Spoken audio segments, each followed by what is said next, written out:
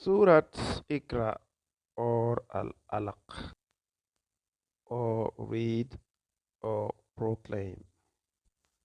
Number 96. Verses 1 to 5 of this surah were the first direct revelation to the Holy Prophet sallallahu alaihi wasallam. After that, there was an interval or break called Fatra, extending over some months or perhaps over a year. But the reminder of this surah came soon after the Fatra, and that portion is joined onto the first 5 verses containing the command to preach, because it explains the chief obstacles to the delivery of the message to man. Man owns obstinacy, vanity, and insolence. The last revelation, many Muslim scholars agree that the last revelation was Surah 2, verse 281. And fear the day when you shall be brought back to God. Then shall every soul be paid what it earned, and none shall be dealt with unjustly. Some also say that it was Surah 2, 282 or Surah 2, 278. It has also been suggested that all three verses were revealed on one occasion. The Prophet ﷺ passed away a year, nights after the last revelation. Others hold that Surah 5 verse 4 were the last to be revealed. This day I have perfected your religion for you, complete my favor upon you, and have chosen you for you Islam as your revelation, as your religion. The Quran was revealed in stages over a period of 23 years, and not as a complete book in one single act of revelation. There are a number of reasons for this. Most important are the following: to strengthen the heart of the Prophet ﷺ by addressing him continuously and whenever the need for guidance arose. Out of consideration for the Prophet, since revelation was a very difficult experience for him, to gradually implement laws of God, to make understanding, application, and memorization of the revelation easier for the believers. أعوذ بالله من الشيطان الرجيم. بسم الله الرحمن الرحيم.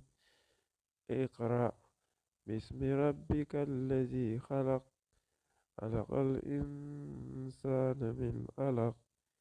اقرأ وربك الأكرم الذي علم بالقلم، علم الإنسان ما لم يعلم. كلا إن الإنسان ليطغى أن رآه استغنى. إن إلى ربك الرجعى.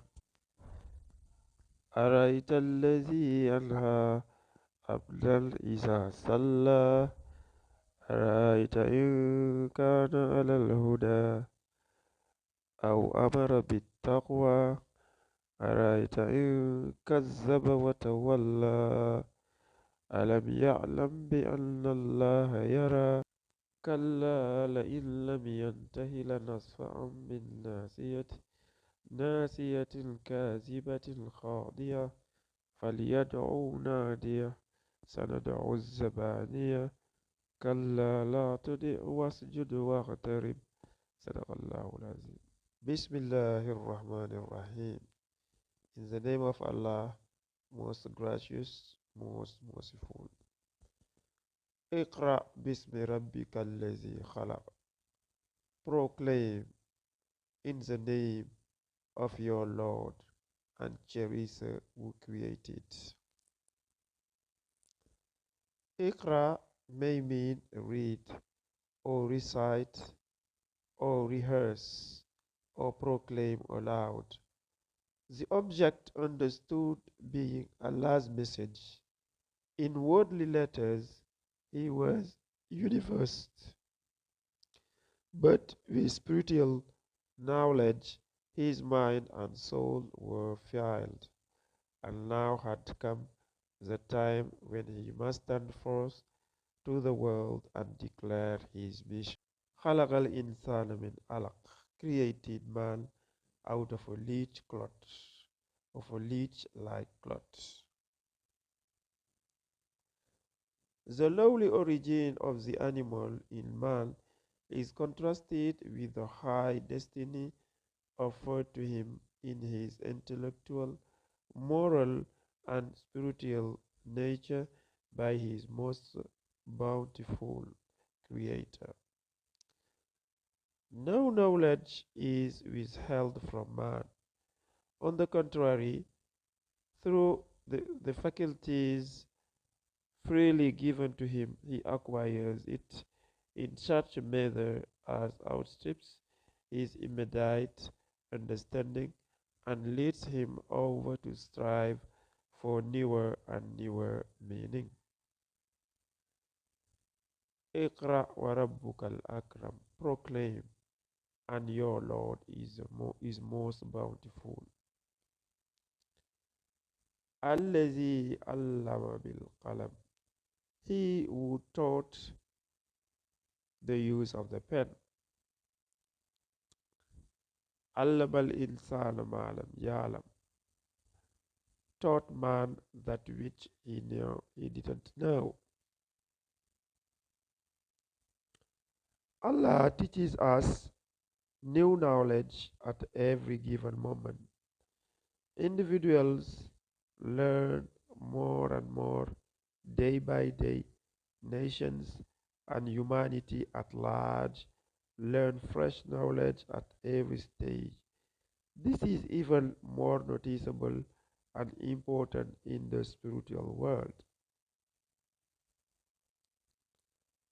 Kalla innal insana la yadgha. Nay, but man does transgress all bounds. All our knowledge and capacities come as gifts from Allah, but man, in his inordinate vanity and insolence, mistakes Allah's gift for his own achievements. The gifts may be strength or beauty, wealth, position, or power, or the more subtle gifts of knowledge or talents in individuals, or science, or art, or government, or organization for mankind in general. And ra'ahu istaghna, in that he looked upon himself as self-sufficient. Inna ila rabbika ruj'a, verily to your Lord is the return of all. Man is not self-sufficient either as an individual or in his collective capacity. If he arrogates Allah's gift to himself, he is reminded backwards of his lowly physical origin from a drop of animal matter, and afterwards of his responsibility and final return to Allah subhanahu wa ta'ala. Arayta allazi yanha, do you see the one who forbids? The words may be applied generally to perverse humanity, which doesn't seek only to rebel against Allah's law, but also to prevent others from following it. There may, however, be a reference here to Abu Jahl, an inveterate enemy of Islam, who used it in its early days to insult and persecute the Holy Prophet sallallahu alaihi wasallam and those who followed his teaching. He used in particular to use shameful methods to prevent the Prophet from going to the Kaaba for devotion and forbid any who came under his influence from offering prayers or performing devotion. He was arrogant and purse proud and met his end in the Battle of Badr. Abdan iza salla, Ovatari when he turns to pray. Araita in kana alal huda. Do you see if he is on the road of guidance? Man's insolence lead to two results. Number one, self-destruction through self-misleading. Number two, a false example or false guidance to others. The righteous man must therefore test human example or human guidance by the question, is there Allah's guidance behind it? And visible light would be thrown on it by the question, does it lead to righteousness? A flouting of Allah and Allah's truth answers the first question in the negative, and conduct which turns back from the eternal principle of right answers the second. أو أمر بالتقوى or enjoins righteousness. أرأيت إن كذب وتولى. Have you seen if he denies and turns away? Alam ya'lam bi anna Allah yara. Doesn't he know that Allah sees? Kalla la in lam yantahi lanasfa'an bin nasiyati. Let him beware. If he doesn't desist, he will drag him by the forelock. The forelock is on the forehead and is thus symbolical of the summit and crown of the man's power or dignity. To be dragged by it is to suffer the lowest dregs of humiliation.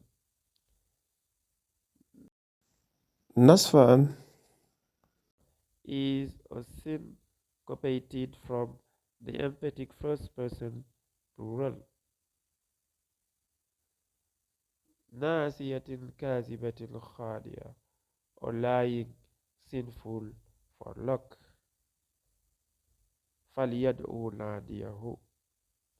Then let him call for help to his council. The pagan Quraysh who formed an oppressive junta or council to manage the Kaaba were in sympathy with Abu Jahl, though they didn't go to the unbridled lengths to which Abu Jahl went. But they could not, all combined, resist the onward march of the divine mission, though they did all they could to check it. Sanad'u Zabaniya. He will call on the angels of punishment to deal with him. All the combined forces of evil, though they may have worldly appearances in their favor, and though they may seem to be successful for a time, cannot stand against Allah. He has but to command his forces of punishment to exert themselves, and they will subdue evil, protect Allah's votaries, and justify the faith for which sufferaries suffer. كلا لا تطع واسجد واقترب. Nay, it doesn't heed, but prostrate in adoration and bring yourself closer to Allah. The righteous man has no fear. He can disregard all the forces of evil that are brought against him, but he must learn humility, that is his defense. He will bow down in adoration to Allah. He must have the will to bring himself closer to Allah, for Allah is always close to him, closer to him than his lifeblood in the jugular vein. Man's humility and adoration remove him from being an insolent rebel on the one hand, and on the other hand, prepare his will to realize his nearness to Allah. So this is Surah Iqra or Al Alaq, which is where we have the first direct revelation to the Holy Prophet sallallahu alaihi wasallam, and it explains the chief obstacle to the delivery of the message to man, with man's own obstinacy, vanity, and insolence. And we are informed about revelation and all that it consisted of. See you in the next surah, inshallah. Assalamu alaikum wa rahmatullah wa barakatuh.